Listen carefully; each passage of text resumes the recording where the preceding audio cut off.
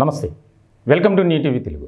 ఆంధ్రప్రదేశ్ రాజకీయాల్లో చాలా కీలకమైనటువంటి మార్పులు చేర్పులు చోటు చేసుకుంటూ వస్తున్నాయి. ప్రధానంగా గత ఎన్నికల్లో వైఎస్ఆర్సీపీకి ఎలాంటి ఫలితాలు వచ్చాయో మనం చూసాం. 2019 ఎన్నికల్లో 151 స్థానాలు, అలాగే మెజార్టీ పార్లమెంటు స్థానాలని కైవసం చేసుకున్నటువంటి వైఎస్ఆర్సీపీ ఇప్పుడు ఏ రకమైనటువంటి స్థితిలోకి వెళ్ళిపోయిందో మనం చూసాం. కేవలం 11 అసెంబ్లీ స్థానాలు, అలాగే 4 పార్లమెంటు స్థానాలు మాత్రమే విజయం సాధించాయి. ఇటువంటి క్రమంలో చాలా ముఖ్యమైనటువంటి పరిణామంగా రాష్ట్ర రాజకీయాల్లో ఒక చర్చ జరుగుతుంది. రానున్న కాలంలో వైఎస్ఆర్సీపీ పరిస్థితి ఏంటి, ఆ పార్టీలో ఉన్నటువంటి నాయకులు ఏ రకమైనటువంటి వ్యూహంతో అడుగులు ముందుకు వేస్తారు. ఎప్పుడైనా సరే ఒక స్థానిక అంటే ప్రాంతీయ పార్టీలకు సంబంధించి కీలకమైనటువంటి నాయకులుగా ఉన్నటువంటి వారు ఆ పార్టీ పరిస్థితి కానీ పార్టీ మనుగడ కానీ కొంత డల్ అయితే ఆల్టర్నేటివ్ అనేది చూసుకుంటారు. సహజంగా జరిగేది.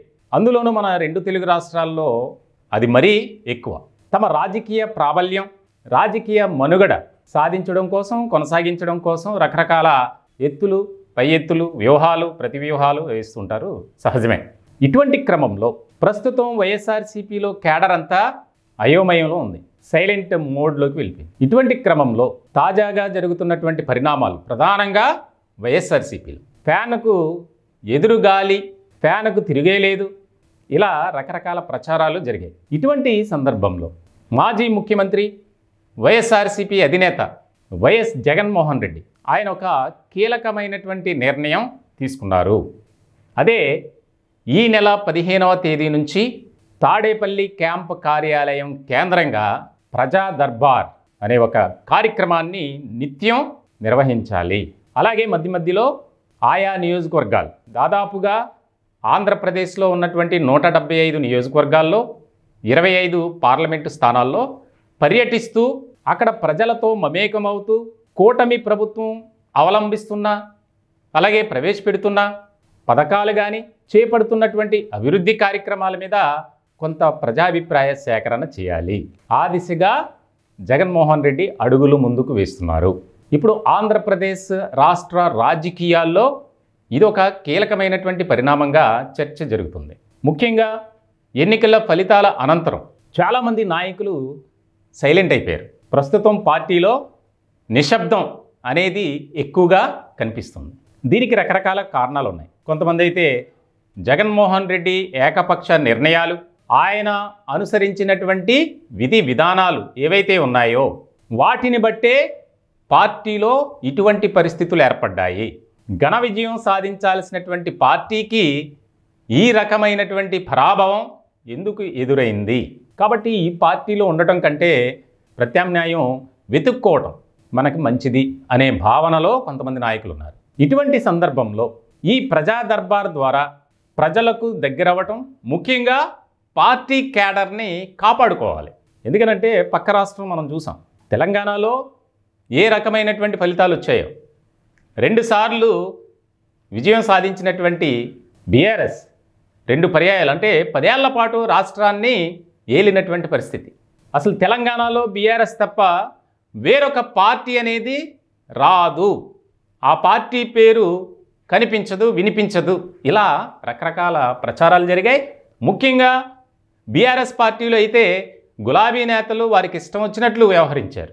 మనం చూసాం ఫలితాలు ఎలా వచ్చినాయి అనేది. 2023 డిసెంబర్లో జరిగినటువంటి ఎన్నికలు ఎలాంటి తీర్పునిచ్చారు అక్కడ ఓటర్లు అనేది చూసాం. అదే పరిస్థితి ఆంధ్రప్రదేశ్లో వైఎస్ఆర్సీపీ కూడా ఎదురైంది. ఇటువంటి తరుణంలో పార్టీని మళ్ళీ బతికించుకోవాలి, ట్రాక్ తప్పినటువంటి పార్టీని ట్రాక్ పైకి తీసుకురావాలి.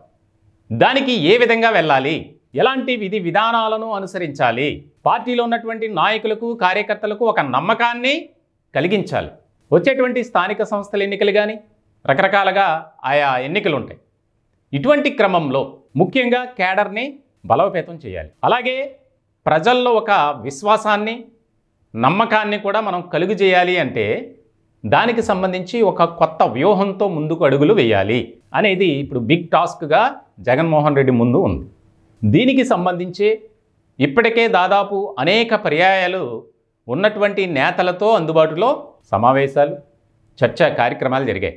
ఏదైతే గతంలో అధికారంలో ఉన్నటువంటి సమయంలో ఒక పార్టీ అధినేత ముఖ్యమంత్రిని కలవాలంటే ఆ చుట్టూ ఉన్నటువంటి సలహాదారు వ్యవస్థను దాటుకుని వెళ్ళటం చాలా కష్టంగా ఉండేది. దానికి సంబంధించే రకరకాలుగా ఆరోపణలు కూడా వచ్చాయి, ముఖ్యంగా సజ్జల రామకృష్ణారెడ్డిపై. ఇటువంటి తరుణంలో మరి పార్టీని మనం పునర్నిర్మించుకోవాలి, ఏ రకమైనటువంటి వ్యూహంతో ముందుకు అడుగులు వేస్తే పార్టీలో ఉన్నటువంటి కేడర్ బలంగా మారుతుంది, అలాగే ప్రజలకు కూడా ఒక నమ్మకాన్ని కలిగించాలి. ఒక పక్కన వైఎస్ జగన్మోహన్ రెడ్డికి పార్టీలో ఉన్నటువంటి నాయకులతో పాటు కుటుంబ సభ్యులతో కూడా అనేక రకాలుగా మానసికంగా ఆయన క్షోభ అనుభవిస్తున్నటువంటి పరిస్థితి. మరి ఇటువంటి తరుణంలో ఆయన వేసే అడుగులు కానీ, ఆయన తీసుకునే నిర్ణయాలు కానీ, ఆయన పాటించే విధి విధానాలు కానీ ఇప్పుడు చాలా చాలా చాలా కీలకం. ఎందుకనంటే ఒక పక్కన గతంలో జరిగినటువంటి పరిణామాల దృష్ట్యా వైఎస్ఆర్సీపీ నేతలపై అనేక రకాలుగా కేసులు, హేమాహేమీలు అనుకున్నటువంటి నాయకులు జైల్లో ఉన్నటువంటి పరిస్థితి. ఉదాహరణకు మాచర్ల మాజీ ఎమ్మెల్యే సీనియర్ నాయకులు పిన్నెల్లి రామకృష్ణారెడ్డి. కొంతమంది అయితే యాంటిసిపేటరీ బెయిల్ కోసం కూడా విశ్వ ప్రయత్నాలు చేస్తున్నారు. తెలుగుదేశం పార్టీ కేంద్ర కార్యాలయం మంగళగిరిలో ఉన్నటువంటి ఆ పార్టీ ఆఫీస్పై దాడి కేసు, అలాగే రకరకాలుగా. ఎందుకంటే గతంలో అధికారంలో ఉన్నప్పుడు టీడీపీ నాయకులపై కక్ష సాధింపు చర్యల్లో భాగంగా ఎలాంటి పరిణామాలు చోటు చేసుకున్నాయో ఇప్పుడు వైఎస్ఆర్సీపీకి కూడా అదే రకమైనటువంటి జడ్జిమెంట్ ఉండబోతుంది అనేది రాజకీయ వర్గాల్లో ఎక్కువగా చర్చ జరుగుతుంది. వీటన్నిటినీ బేరీజు వేసుకొని ప్రతి ఒక్క అంశాన్ని బ్యాలెన్స్ చేసుకోవాలి. దానికి రకరకాల వ్యూహాలతో ముందుకు వెళ్ళాలి. ఇప్పటికే ఒక పక్కన సోదరి షర్మిలతో అనేక రకాలుగా ఇబ్బందులు, సొంత పార్టీలో ఉన్నటువంటి నేతలు పక్క పార్టీల వైపు చూడటం, అందులోనూ సీనియర్ నాయకులు, మరికొంతమందిపై కేసులు, కొంతమంది అయితే రాజకీయాలకు గుడ్ బై చెప్పేస్తున్నటువంటి పరిస్థితి. ఇవన్నీ కలిసి ఒక రకమైనటువంటి ఉక్కిరి బిక్కిరి చేస్తున్నాయి జగన్మోహన్ రెడ్డిని అనేది రాజకీయ వర్గాల్లో ఎక్కువగా చర్చ జరుగుతుంది. మరి ఈ ప్రజా దర్బార్ ద్వారా పార్టీలో ఉన్నటువంటి కేడర్కి ఎలాంటి నమ్మకాన్ని జగన్మోహన్ రెడ్డి కలుగజేస్తారు, అలాగే రాష్ట్ర ప్రజలకు ఏ రకమైనటువంటి భరోసా ఇస్తారు అనేది ఒక చర్చగా మారింది. ఏదేమైనప్పటికీ పార్టీ వర్గాల ద్వారా ఇంకా క్లారిటీ లేకపోయినప్పటికీ మొత్తానికైతే ప్రజా దర్బార్ కార్యక్రమాన్ని నిర్వహించాలి. వాస్తవానికి ముఖ్యమంత్రి అయిన తర్వాత అంటే 2019లో 3 నెలల తర్వాత ఇదే ప్రజా దర్బార్ని నిర్వహించాలని చెప్పి తాడేపల్లి పార్టీ కేంద్ర కార్యాలయంలో అనేక రకాలుగా ఏర్పాట్లు చేశారు. వచ్చిన వారు ఎక్కడా కూడా ఇబ్బంది పడకూడదని చెప్పి అక్కడ ప్రత్యేకమైనటువంటి ఏర్పాట్లు చేసినటువంటి పరిస్థితి. కానీ ఏనాడు కూడా ప్రజా దర్బార్ కాదు కదా, పార్టీలో ఉన్నటువంటి నాయకులు కూడా జగన్మోహన్ రెడ్డిని కలిసే ప్రయత్నం లేదు. దానికి చెప్పాగా ఈ యొక్క సలహాదారు వ్యవస్థ బలంగా మెండుగా పనిచేయడమే దానికి ప్రధానమైనటువంటి కారణం. ఇటువంటి సందర్భంలో రానున్నటువంటి రోజుల్లో పార్టీని బతికించుకోవడం, అలాగే ఆయన కేసుల నుంచి కూడా తప్పించుకోవాలి. ఇదొక ముఖ్యమైనటువంటి అంశంగా మారింది. ఇప్పుడు గతంలో ఏదైతే ఆదాయానికి మించినటువంటి కేసులు కానీ, అలాగే సిబిఐ కేసులు కానీ, ఈడీ కేసులు కానీ అనేక రకాలుగా ఆయన్ని ఇబ్బందికి గురి చేస్తున్నాయి. వీటన్నిటినీ బ్యాలెన్స్ చేసుకుంటూ పార్టీని ముందుకు నడిపించాలి.